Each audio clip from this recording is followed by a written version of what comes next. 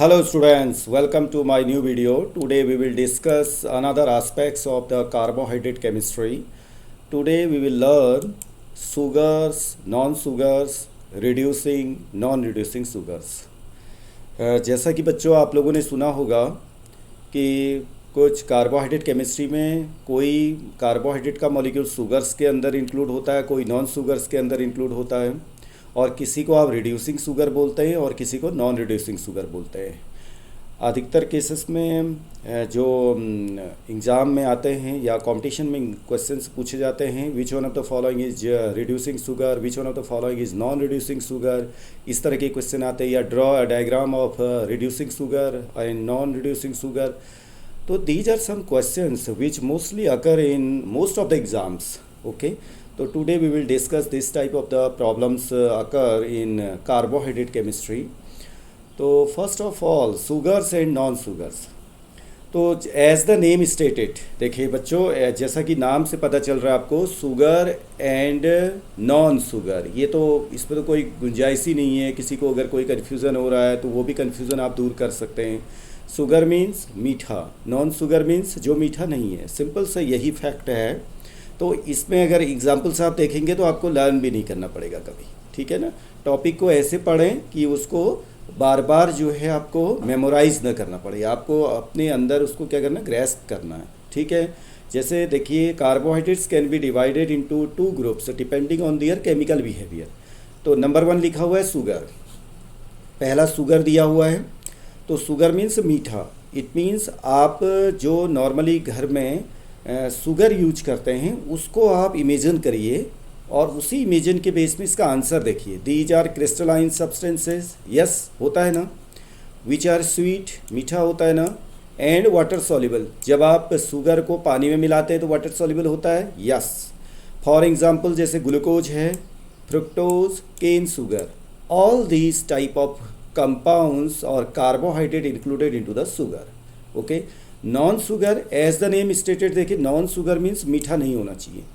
These are tasteless, okay, insoluble in water and amorphous. For example starch plant वगैरह में होता है, cellulose आपने देखा प्लांट्स में होता है। तो ये अगर आप सेल्यूलोज या स्टार्च की बात करें, जैसे अगर स्टार्च को लेके करें तो पोटैटो है, पोटैटो को अगर आप छीलें और उसको काटें और उसका छोटा टुकड़ा अगर पानी में आप ऐड करते हैं तो वो पूरी तरह से डिज़ोल्व नहीं होता, उसमें स्टार्च होता है लेकिन पूरा डिज़ोल्व नहीं होता है, ठीक है ना, वो डिज़ोल्व नहीं होता पानी में। सेल्यूलोज आप प्लांट है, प्लांट की जो बार्क है, बार्क को लेकर के अगर पानी में डिज़ोल्व कर देते हैं तो क्या पूरा डिज़ोल्व होता है, नहीं होता है। तो that's why insoluble in water. लेकिन आपने अधिकतर देखा होगा सेल्यूलोज है, अगर प्लांट की बार्क है उसको अगर आप टेस्ट करते हैं तो बहुत ज़्यादा कोई पर्टिकुलर टेस्ट तो उसका आता नहीं है और स्वीट भी नहीं होता इतना, ठीक है ना। तो इसलिए इस तरह के जो शुगर हैं या इस तरह के जो कार्बोहाइड्रेट हैं उनको नॉन शुगर में रखा गया है।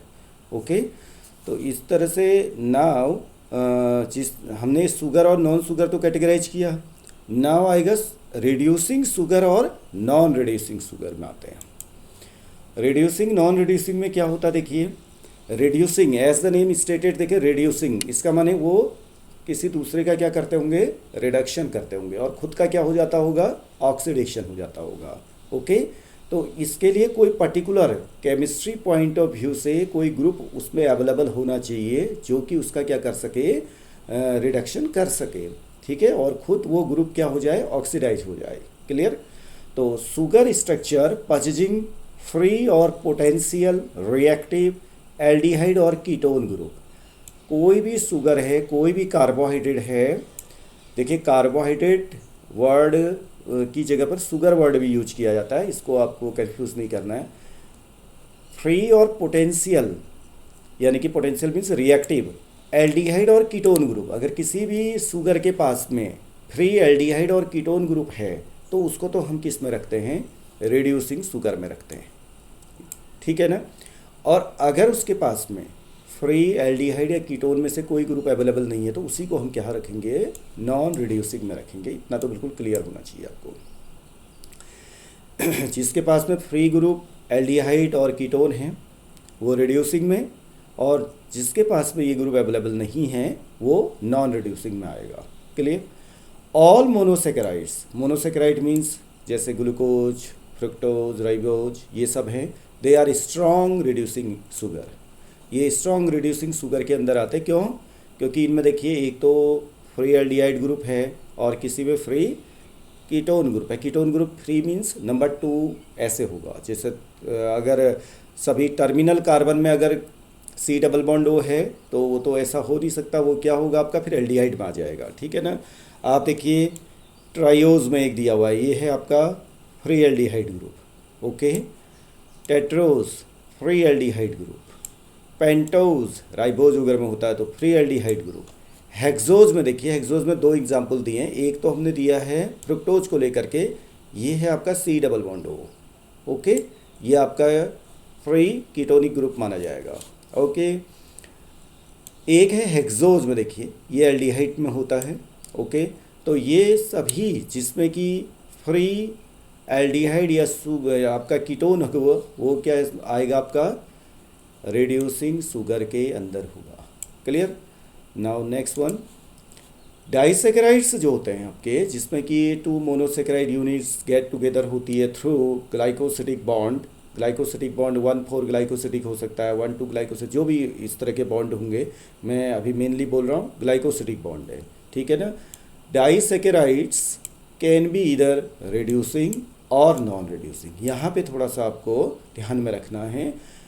जो डाइसेकेराइड रिड्यूसिंग होंगे दे आर रिड्यूसिंग शुगर, कुछ होंगे डाइसेकेराइड जो नॉन रिड्यूसिंग भी हो सकते। देखिए मोनोसेकेराइड में तो हमने देखा था सभी जो हैं आपके किसके अंदर आते हैं, रिड्यूसिंग के अंदर आते हैं। लेकिन नॉन रिड्यूसिंग और रिड्यूसिंग दोनों की प्रॉपर्टी रखते हैं कौन, डाइसेकेराइड। इसलिए डाइसेकेराइड में थोड़ा सा आपको अलर्ट मोड में रहना है कि कौन जो हैं आपके रिड्यूसिंग होंगे, कौन नॉन रिड्यूसिंग होंगे और क्यों होंगे।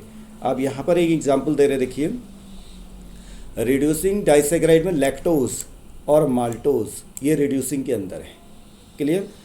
अब डाइसेकेराइड जो होते हैं वो मोनोसेकेराइड के कंपेयर में वीक रिड्यूसिंग एजेंट होते हैं। ओके। अब यहाँ रीज़न क्या है, देखिए लैक्टोज और माल्टोज यहाँ पर दिया हुआ। लैक्टोज का स्ट्रक्चर आप देख रहे हैं जिसमें गैलेक्टोज और ग्लूकोज यूनिट ग्लाइकोसिटिक लिंकेज से जो है बाइंड रहती हैं, और उसी तरह से माल्टोज में ग्लूकोज की 2 यूनिट, दोनों अल्फा डी ग्लूकोज और अल्फा डी ग्लूकोज होंगे, दोनों जो हैं ग्लाइकोसिटिक बॉन्ड से लिंक रहेंगी, उसको माल्टोज बोलते हैं। अब ये दोनों रिड्यूसिंग हैं, उसका रीज़न क्या है वो देखिए। Actually lactose and maltose have only one of their 2 anomeric carbons. अब एनोमेरिक कार्बन क्या होता है, ये C1 कार्बन को बोलते हैं। जब आप उसका साइक्लिक स्ट्रक्चर बनाएंगे ग्लूकोज का या किसी भी मोनोसेकेराइड का, तो नंबर 1 कार्बन जो होता है जिसके बेस में आप अल्फ़ा या बीटा डिस्टेंट यूज़ कर सकते हैं, उसको हम उस कार्बन को क्या बोलते हैं, एनोमेरिक कार्बन बोलते हैं। वो नेक्स्ट लेक्चर में आपको केवल एनोमेरिक कार्बन और ईपीमेर को लेकर के समझाएंगे, तो उसमें आप इसको डिटेल में आप समझ लीजिएगा। फर्स्ट कार्बन के बेस में एनोमेरिक का जो आइसोमर होते हैं वो डिसाइड किए जाते हैं। एनोमेरिक आइसोमर में अल्फा डी बीटा डी इस तरह से बनाया जाएगा। तो lactose and maltose have only one of their 2 anomeric carbons involved in the glycosidic bond. जो ग्लाइकोसिटिक बॉन्ड बन रहा है दोनों के बीच में, आप देखिए ये उसमें यहाँ पे देखना, ये ग्लाइकोसिटिक बॉन्ड है।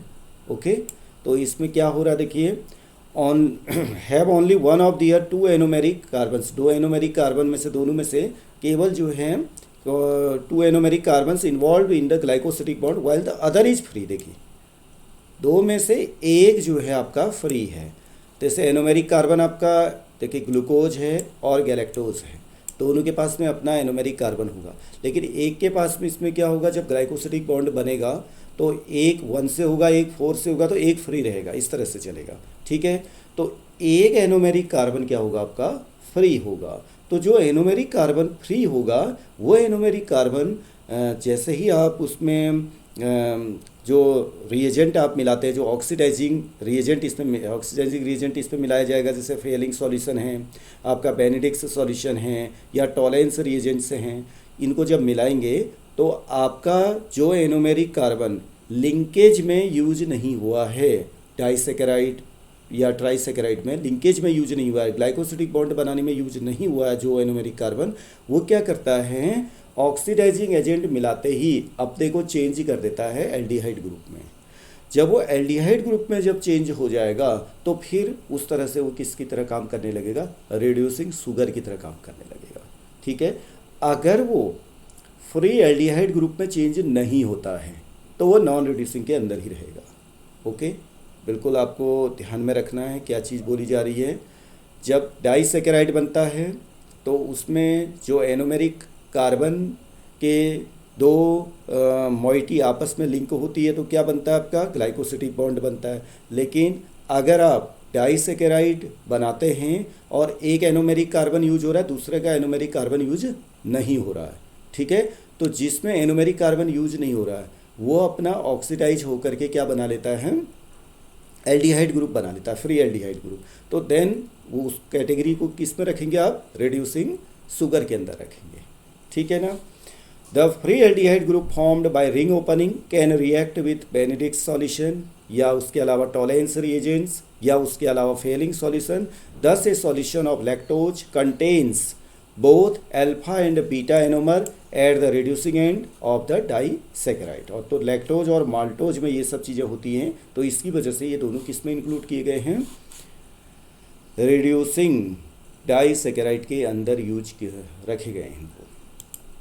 नाउ नॉन रिड्यूसिंग में क्या आएंगे, देखिए नॉन रिड्यूसिंग का जो सबसे बेस्ट एग्जाम्पल डाइसेकेराइड के अंदर है वो सुक्रोज है, जिसको कि आप टेबल शुगर बोलते हैं। तो इसमें जब आप मिलाएंगे सुक्रोज में, सुक्रोज के सॉल्यूशन में अगर आप मिलाते हैं टॉलेंस रिएजेंट या फेलिंग सॉल्यूशन या फिर बेनेडिक्ट सॉल्यूशन, तो इसमें जो फ्री एनोमेरिक कार्बन है वो नहीं बनता है, क्योंकि दोनों यूज हो जाते हैं उसमें। दोनों यूनिट जो हैं आपके, देखिए आप यहाँ पे देखिए, एक तो है अल्फा ग्लूकोज और दूसरा है बीटा फ्रुक्टोज।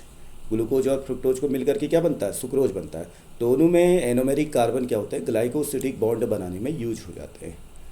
ठीक हो गया, दोनों यूज हो गए एनोमेरिक कार्बन। इट मीन्स जब आप इसमें ऑक्सीडाइजिंग एजेंट मिलाते हैं तो ये फ्री नहीं होते हैं।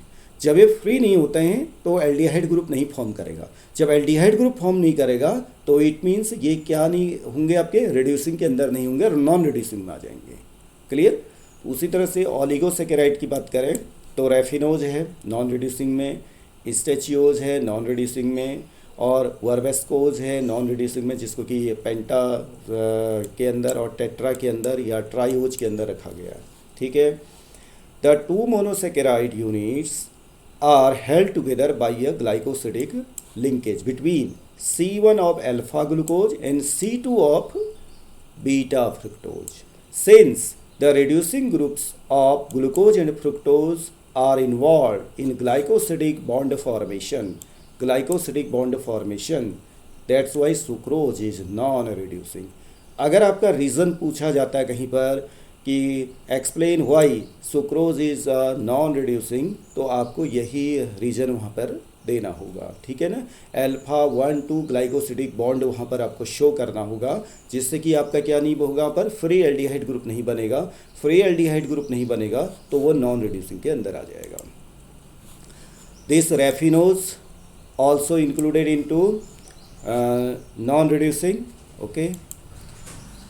एंड पॉलीसेकेराइड्स जैसे स्टार्च शुगर है, इसमें भी आपका जो लिंकेज होता है, ठीक है, ये भी आपकी किस में आएगा, नॉन रिड्यूसिंग में आएगा। क्यों?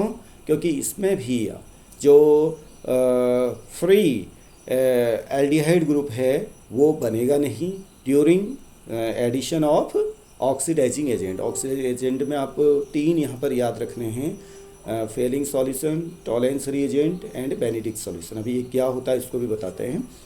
तो फ्री एल्डिहाइड ग्रुप न अवेलेबल होने की वजह से ये पूरी मॉइटी में आप देखिए, फ्री एल्डिहाइड ग्रुप अगर ऐड करने के बाद, रिएजेंट ऐड करने के बाद भी अवेलेबिलिटी नहीं होगी तो वो नॉन रिड्यूसिंग के अंदर रखा जाएगा। ओके। नाउ रिड्यूसिंग शुगर, जो भी रिड्यूसिंग शुगर है, जैसे अभी हमने बताया ग्लूकोज, फ्रुक्टोज, ये रिड्यूसिंग शुगर के अंदर है। ग्लूकोज, फ्रुक्टोज शो, यानी कि reducing sugars show reducing property efficiently in alkaline medium and reduces certain metallic ions, जैसे कॉपर का, Bi या आयरन का, इन आयंस को आपके क्या करते हैं, रिड्यूस करते हैं। ठीक है, रिड्यूस करेंगे और खुद क्या हो जाते हैं, ऑक्सीडाइज हो जाते हैं। Okay, non reducing sugars does not show reducing property and do not reduce metallic ion. Okay, केवल रिड्यूसिंग ही ऐसा करेंगे, नॉन रिड्यूसिंग नहीं करेंगे, जैसे सुक्रोज नहीं करेगा। ठीक, तो कुछ रिएक्शंस जो हैं आप देखिए, अगर ग्लूकोज की बात करें, ग्लूकोज जो है टॉलेंस रिएजेंट और आपका फेलिंग सॉल्यूशन, बेनेडिक्ट सॉल्यूशन, इनको क्या कर सकता है आपका, रिड्यूस कर सकता है, खुद ऑक्सीडाइज हो जाएगा। ठीक है, लेकिन सुक्रोज नहीं करेगा क्योंकि वो नॉन रिड्यूसिंग के अंदर है। ओके, इस तरह से क्वेश्चन पूछे जाएंगे तो उसको गलत नहीं बनाना आपने। Reducing sugars oxidised by Tollens reagent, Benedict's और Fehling reagent, non reducing not oxidised by these reagent. Glucose gets oxidise to gluconic acid. अब बनता क्या है देखिए, वो जो रिएजेंट आपने मिलाया उस रिएजेंट का तो वो क्या कर देगा, आपका रिडक्शन कर देगा, लेकिन खुद अपने को चेंज कर देता है किसमें, ग्लूकोनिक में। Okay, glucose gets oxidise to gluconic acid with ammoniacal silver nitrate. Ammoniacal silver nitrate को ही हम क्या बोलते हैं, टॉलेंस रिएजेंट। अभी इसका डिटेल भी देखेंगे नेक्स्ट स्लाइड में। अमोनिकल सिल्वर नाइट्रेट आपको ध्यान में रखना है, जो टॉलेंस रिएजेंट के अंदर आता है। एल्कलाइन कॉपर सल्फेट है, इसको बोलते हैं हम Fehling solution. Okay, Tollens reagent is reduced to metallic silver, ये बनता है सिल्वर मिरर जिसको आप बोलते हैं। टॉलेंस रिएजेंट को अगर आप ग्लूकोज में मिलाते हैं तो वो टॉलेंस रिएजेंट को कहाँ पहुँचा देगा, आपका मेटेलिक सिल्वर में पहुँचा देगा, सिल्वर मिरर बन जाएगा। फेलिंग सॉल्यूशन को क्या कर देगा, वो रेड पीपीटी में कन्वर्ट कर देगा। वो रेड पीपीटी किसका होता है, क्यूप्रस ऑक्साइड का। ये भी आपको ध्यान में रखना है। देखिए, रेड पीपीटी कभी कभी क्वेश्चन से पूछा जाता है, कंपटीशन में भी ये पूछा गया। अगर आप पीजी के कोई एग्ज़ाम के लिए क्वेश्चन पढ़ते हैं तो उसमें लिखा होगा वो रेड पीपीटी किसका बनता है। देखो, कभी भी कलर को आपको ध्यान में रखना है, तो उसके साथ में वो किस कंपाउंड की वजह से वो कलर आया वो भी आपको ध्यान में रखना है। क्यूप्रस ऑक्साइड का रेड पीपीटी बनता है।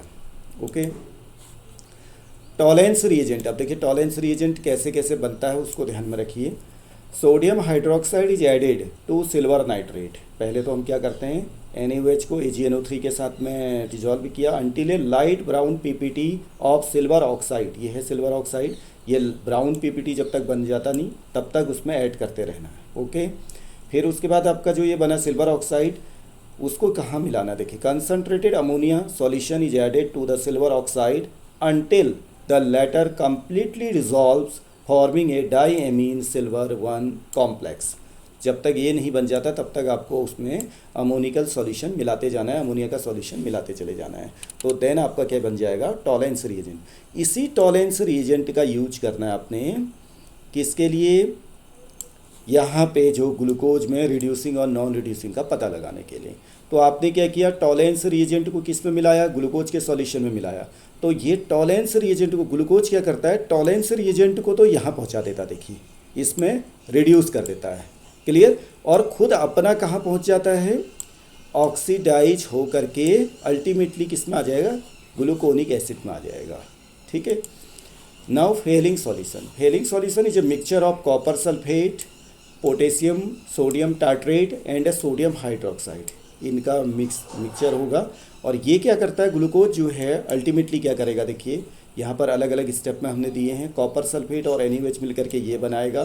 देन आपका CuOH ट्वाइस जो है डिकम्पोज होकर के आपका CEO में कन्वर्ट हो जाएगा फाइनली। वही CEO जो है आपने देखिए रिएक्शन में शो किया है ग्लूकोज, और जब आपने CuO के साथ में क्यूप्रस ऑक्साइड के साथ में आपने क्यूप्रिक ऑक्साइड CEO के साथ में आपने ग्लूकोज का रिएक्शन किया, तो ये ग्लूकोज तो चला गया आपका कहाँ,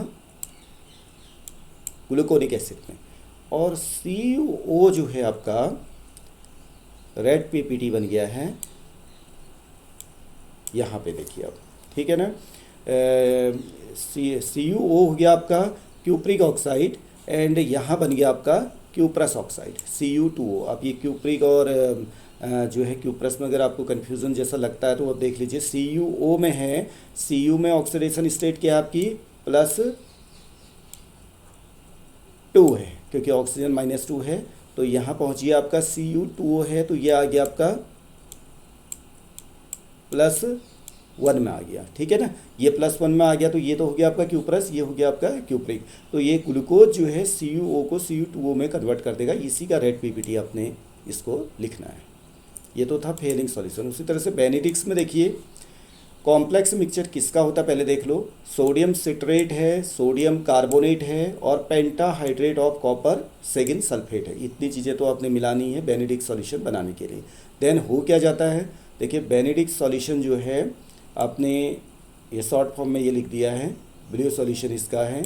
जब आप किसी एन एल्डोज लिखा हुआ है, कोई भी एल्डोज आपने ले लिया, जैसे ग्लूकोज है या उसके अलावा मेनोज है, ये एल्डोज के अंदर जिसमें कि फ्री एल्डिहाइड ग्रुप होगा, ठीक है। लास्ट लेक्चर में हमने बताया भी था आपको, जैसे कीटोज होगा तो जिसमें कीटोनिक ग्रुप होगा। तो ये बेनेडिक्ट सॉल्यूशन क्या कर देता है, कार्बोक्सिलेट आयन यानी कि कार्बोनिक एसिड में तो चेंज कर देगा किसको, एल्डोज को, तो यहाँ पहुँचा देगा और खुद अपना चेंज हो जाएगा Cu2O brick red PPT. Red PPT जो हमें फेलिंग सॉल्यूशन में मिला था उसी तरह से यहाँ भी बन जाएगा आपका क्यूप्रस ऑक्साइड का जो है रेड पीपीटी बन जाएगा। तो आप यहाँ देख सकते हैं जैसे डी ग्लूकोज है, इसमें आप देख रहे हैं फ्री एल्डिहाइड ग्रुप है। इट मीन्स ये क्या रहेगा आपका रिड्यूसिंग शुगर रहेगा। तो ये क्या करेगा, ये जो डी ग्लूकोज है इसको क्या कर देगा, रिड्यूस कर देगा। आप देखिए Cu2 पॉजिटिव है तो ये 1 में चला जाएगा। रिडक्शन मीन्स क्या हो गया आपका, जो इसका चार्ज है 2 से 1 हो गया, ठीक है। कहीं पर 3 से 2 हो गया, वो भी रिडक्शन आपका आ गया। तो इसने जो ग्लूकोज ने Cu2 पॉजिटिव को तो Cu पॉजिटिव में क्या कर दिया, रिड्यूस कर दिया, लेकिन खुद अपने आप में किस में चेंज हो गया, ऑक्सीडाइज होकर के एक एसिड बना दिया जिसका कि नाम क्या है, ग्लूकोनिक एसिड हो गया, ठीक है। और जो कलर में देखिए कितना चेंज आया, जो बेनेडिक्ट सॉल्यूशन है उसका जो कॉम्प्लेक्स है, देखिए सिट्रेट के साथ में जो कॉम्प्लेक्स बना हुआ है वो है ब्लू कलर का। तो ये भी आपको ध्यान में रखना है, ब्लू कलर से वो रेड में चेंज हो गया। तो ये जैसे कलर चेंज होता है तो पता चल जाएगा कि वो रिड्यूसिंग शुगर लिया हुआ है या आपका नॉन रिड्यूसिंग शुगर। तो इनको आपस में अगर आपको डिफ्रेंशिएट करना है रिड्यूसिंग शुगर और नॉन रिड्यूसिंग को, तो ये 3 सॉल्यूशन जो अभी हमने 3 जो रिएजेंट आपको बताए हैं, टॉलेंस रिएजेंट, फेलिंग सॉल्यूशन और Benedict solution, these 3 are very important for distinguish between reducing and non reducing sugar. Now ये एक और समरी उसी तरह से बनी हुई है। देखिए ये हमारा क्या है, रिड्यूसिंग शुगर है, क्यों, फ्री एल्डिहाइड ग्रुप आप देख रहे हैं। तो पहले टॉलेंस रिएजेंट हमने दे दिया तो सिल्वर मिरर बन गया और खुद अपना ग्लूकोनिक एसिड में चेंज हो गया, ठीक है ना। कार्बोनिक एसिड अगर आप कोई दूसरा कंपाउंड मिले तो कार्बोनिक एसिड में बोल देते हैं हम, ठीक है। और सिल्वर मिरर बन गया किसमें, टॉलेंस रिएजेंट में। अगर आपने दोबारा से फिर लिया आपने कोई रिड्यूसिंग शुगर या कोई एल्डोज लिया तो उसको अगर आपने बेनेडिक्ट सॉल्यूशन के साथ में मिला दिया तो ये आपका रेड पीपीटी बन गया, ओके। उसी तरह से अगर आपने फेलिंग सॉल्यूशन के साथ में लिया तो रेड पीपीटी बन गया। इसमें सब प्रेसिपिटेट बनना, जैसे ये एरो बनाया तो ये पीपीटी को इंडिकेट कर रहा है। तो ये एक समरी हमने यहाँ पर दी है, तो इसको आपने ध्यान में रखना है। ये कभी भी आपसे पूछा जा सकता है, बहुत टफ भी नहीं है, इजीली जो है आप इसको आइडिया लगा सकते हैं कि कौन रिड्यूसिंग शुगर है कौन नॉन रिड्यूसिंग शुगर है। एक समरी यहाँ पर बनी हुई है, जैसा कि लास्ट लेक्चर में भी मैंने ये सीरीज जो है शो की थी, डी सीरीज। इन सभी में आप देखिए फ्री एल्डिहाइड ग्रुप है, देखिए CHO CHO CHO। अगर आप ये पेंटोज में जाएं तो ये सभी CHO हैं। तो डी सीरीज वाले जो हैं आपके, जिसमें कि जो है एल्डोज वाली की अगर हम बात करें, ठीक है, ये सभी जो हैं आपके क्या रहेंगे, CHO CHO CHO, सभी में CHO देखिए। तो it means all these are, देखो कितने एग्जाम्पल्स आपके बन गए, यहाँ पर भी CHO है, कितने एग्जाम्पल्स बन गए आपके रिड्यूसिंग के, all these are reducing sugar. तो इसलिए कोई कन्फ्यूज़न आपको नहीं करना है।